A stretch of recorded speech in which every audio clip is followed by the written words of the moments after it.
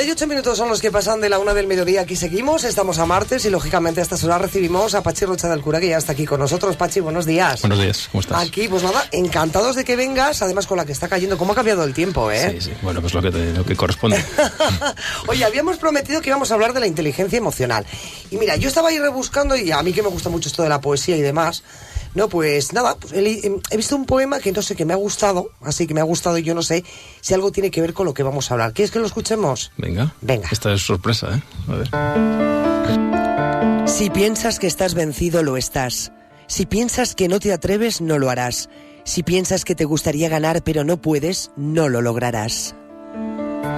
Si piensas que perderás, ya has perdido, porque en el mundo encontrarás que el éxito comienza con la voluntad del hombre.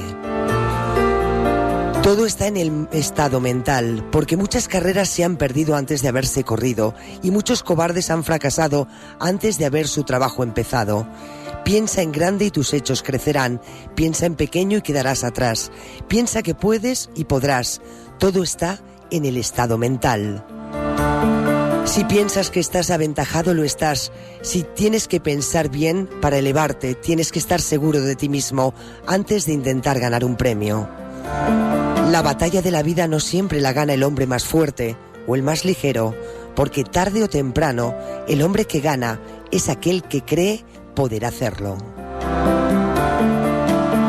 Esto no lo he escrito yo, ni mucho menos, ¿eh? Bueno, pues si nos ponemos a pensar un poquito, quizás cada uno de nosotros, ¿no? Podríamos escribir algo así, ¿no? En ese afán de superación. Lo escribía Rudyard Kipling, que no sé quién es exactamente. Rudyard Kipling. Sí, ¿le conoces tú? Sí. ¿Le conoces tú? Una famosa novela, se llama King, es un escritor que vivió mucho tiempo en la India. ¿Sí? Ah, miren, esto de tener inteligencia, no sé si emocional, pero inteligencia emocional da para mucho. Bueno, pues precisamente es un poema suyo. Y entonces yo quería, no sé, que tú compartieras con nosotros también tu visión al respecto de si de todas estas cosas tienen que ver con ese término de inteligencia emocional que vamos a tratar de conocer más en profundidad. Sí, es que yo creo que ha cambiado mucho lo que se entiende por inteligencia, ¿no? Yo recuerdo cuando era crío y estudiaba en el cole, y seguramente a muchos oyentes les pasará que los psicólogos de entonces, no entre otras cosas, venían y nos pasaban unas baterías de test para medir la inteligencia. Y en función de ese cociente intelectual, pues se supone que tenías cierto éxito profesional, o incluso era un predictor para marcar hacia qué tipo de estudios te podías encaminar, ¿no? Pero, por ejemplo, si yo te pregunto, a ver si lo sabes, una pregunta para ti. Seguro que no, vamos. ¿Qué cociente intelectual tenía Einstein? ¿Cuánto crees que tenía? No normalito así, no sé hablar de parámetros concretamente numéricos. De 100 para arriba se supone que, según estos, que es una buena inteligencia. Él tenía 160, que es un gran cociente intelectual. ¿Y Marilyn Monroe cuánto crees que tenía? Pues a lo mejor tenía incluso más. Pues tenía más. Fíjense, parecía ahí como que no... No, y Einstein fue un tipo razonablemente, aparte de ser un gran científico, fue una persona razonablemente feliz en su vida privada, y Marilyn, bueno, pues es un icono, pero tuvo una vida bastante atormentada. De hecho, todavía no sabemos muy bien cómo falleció, ¿no? Pero en circunstancias bastante extrañas, ¿no? Con esto quiero decir que este predictor, pues durante un tiempo nos sirvió. De hecho, es un predictor que empezó a utilizar el ejército americano en la Primera Guerra Mundial para determinar quién iba a cada puesto, ¿no? Para poder situar a cada persona según sus habilidades, ¿no? Pero hoy en día se nos ha quedado un poco corto, porque de hecho hay gente que igual tiene un gran cociente. El ejemplo es de Marilyn, pero mucha gente podemos conocer. Y hoy ponemos buena inteligencia en cómo gestionamos nuestras emociones, ¿no? Cómo nos relacionamos, también cómo nos conocemos, ¿no? Cómo expresamos lo que queremos expresar, cómo nos adaptamos a las circunstancias, que un poco el poema que ponías iba en esa línea, ¿no? Y esto tiene que ver, de alguna manera, con una especie de moda de las emociones, ¿no? Si vamos a cualquier librería del mundo, existe una sección que se llama autoayuda, ¿no?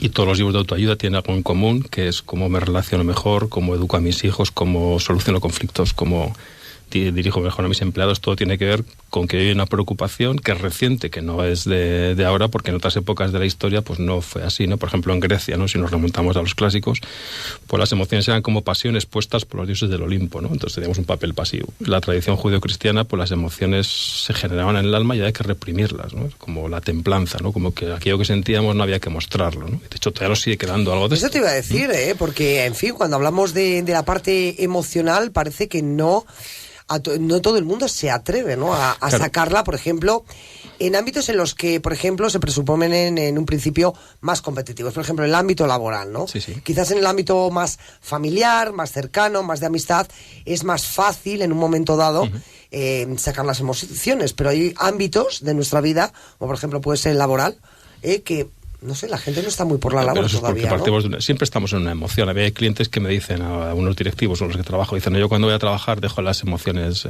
en casa, ¿no? Digo, o sea, que hay un perchero según entras y ahí con tus emociones, cuando siempre estamos gestionando y relacionándonos de una emoción determinada, ¿no? Y siguiendo con lo que te comentaba, tiene que ver con esto, ¿no? Con que venimos de esa tradición, queramos o no, venimos de esa tradición judeo-cristiana, y también la época de la Ilustración se hablaba, ¿no? Cuando en la época de Descartes, ¿no? Pienso, luego existo. Es decir, ponía la centralidad del ser humano en el pensar.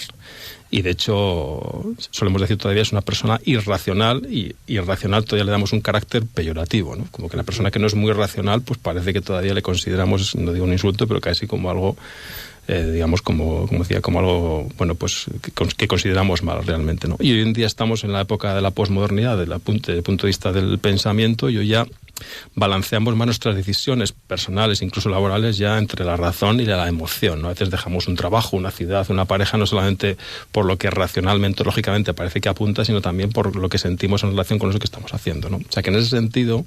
Algo se ha avanzado, ¿no? Se atienden un poco más a las emociones. Totalmente, mira, incluso te diría, en la actividad física que hacemos, y la gente pues hace yoga, hace pilates, hace meditación, que todas ellas son actividades que tienen un componente físico, pero indudablemente tienen un componente altamente emocional, de tomar conciencia, de respirar, de encontrarme, pues eso tiene tanto éxito. Todos buscamos como una especie de, en nuestra semana, una especie de lugar en el cual podamos reflexionar y encontrarnos desde esta perspectiva un poco más emocional. O sea, que el deporte ya tiene este componente. Pero a ese respecto te voy a decir otra cosa, ¿no? Algo que a lo mejor también se piensa, ¿no? Por ejemplo, la gente, ¿no? Que practica, ¿no? Este tipo, ¿no? De deportes, como decía, deportes, de actividades espirituales, casi, de actividades espirituales.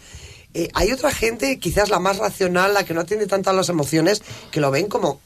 En fin, bueno, pues qué cosas más raras hacen por ejemplo, en yoga, en meditación. ¿Quién será esa gente que imparte ese tipo de actividades? Pero mira, yo creo que hoy en día existe una cosa que es muy popular, que es el mindfulness, ¿no? Que mucha gente lo practica y me parece una buena recomendación para cualquiera, que en el fondo son cosas que han existido hace tiempo, como es la respiración, es la conciencia del aquí y el ahora, es el tomar conciencia de nuestro cuerpo, y digamos que es una especie de todas estas disciplinas, pero con un lado un poco más amable, ¿no? Para que sea accesible absolutamente para todo el mundo. Y mucha gente que hace años, pues lo que tú decías, ¿no? Que la meditación, estas actividades le parecía pues para no sé para quién, ¿no? Para gente que no era como él. Yo creo que en ese sentido avanza mucho, y mucha gente que nos está escuchando hará actividades que tienen que ver con todo este rango de lugares en los cuales podemos reflexionar y gestionar mejor aquello que nos pasa. Y de hecho los beneficios son indudables, ¿no? Hasta ya se dice que en patologías muy graves, ¿no? Cáncer, etcétera, pues que el hecho de la meditación pues a veces ayuda, ¿no? Y contribuye a que la evolución pues sea mejor cuando puede ser mejor, ¿no? Y es que, como quien dice, la potenciación de las emociones ayuda en todos los ámbitos, como decimos. Nos hablabas ahora de la salud, pero saber gestionar y gestionarlo bien, lo que son las emociones, por ejemplo, en el ámbito laboral, en el que se puede decir que la gente siempre está, no sé, sometida al estrés diario, a las presiones diarias, al tener que realizar, o sacar adelante su trabajo diario. La verdad es que la apuesta por las emociones, también en las partes directivas, que son las que de alguna manera, ¿no? gestionan todo eso, debe ser fundamental. En mi trabajo, el coaching, no este auge que hay ahora, ¿no? Cuando trabajamos, que yo trabajo mucho con empresas, fundamentalmente con empresas, pues lo que hacemos es trabajar este tipo de habilidades que en ninguna parte las aprendimos, ¿no? En el colegio era un método memorístico y aprendíamos datos, información, pero yo creo que ahora sigue siendo parecido en ninguna parte, aunque hay más preocupación, ¿no? Pero en ninguna parte nos enseñan cómo solucionar un conflicto, cómo pasar un duelo, qué hago cuando tengo una opinión diferente al de enfrente. Todo eso, ¿no? O cómo dirigir equipos, todo eso lo aprendemos. La gente que nos está escuchando y que dirige empresas, pues ha aprendido cómo ha podido. Y es algo, afortunadamente, que se puede entrenar, pero todo eso tiene que ver con cómo gestiono las emociones en mi equipo, cómo alineo compromisos en una determinada dirección, cómo solvento los conflictos. Todo esto es una preocupación que está ahora mismo, porque sabemos que cuando esto funciona o está engrasado, pues es mucho más sencillo la actividad para la que está hecha una empresa, que es para ganar dinero, ¿no? Pachi, ¿y el carácter tiene algo que ver con esto de la gestión de las emociones? ¿No hay gente que a lo mejor por su carácter, por su forma de ser, quizás lo ve más difícil lo que es ese entrenamiento o ese adoptar unas herramientas o unas fórmulas, por ejemplo, para la resolución de todos esos conflictos? Yo creo que el carácter a todos nos marca. Está claro que eso es un molde que llevamos, pero también es verdad que nos hemos avanzado bastante, porque durante mucho tiempo tiempo creíamos que el ser humano era un ser inmutable, ¿no? La tradición aristotélica platónica plantea que el ser es un ser inmutable que no puede cambiar. Hoy sabemos de la plasticidad del ser humano, sabemos que podemos cambiar y que esto que estamos comentando hoy se puede entrenar y se puede desarrollar, pese al carácter de cada uno. Bueno, pues seguiremos entrenando. Oye, que no nos da tiempo a nada, ¿Te das cuenta? Un día vamos a dedicar la hora y media a una clase completa de todo esto. ¿A que no quedaremos callados? Seguramente que no, ¿verdad? Seguro que no. Seguro que hay no. mucho para hablar. Bueno, pues seguiremos hablando de ello, lo aplicaremos también a nuestro quehacer diario y agradecer como no a Pachi Rocha del Cura que haya estado con nosotros y que volverá ya el próximo martes, por cierto, estrenando ya el mes de diciembre. Fíjate. Estamos ya en la recta final del año, del 2015. Gracias, Pachi. Gracias.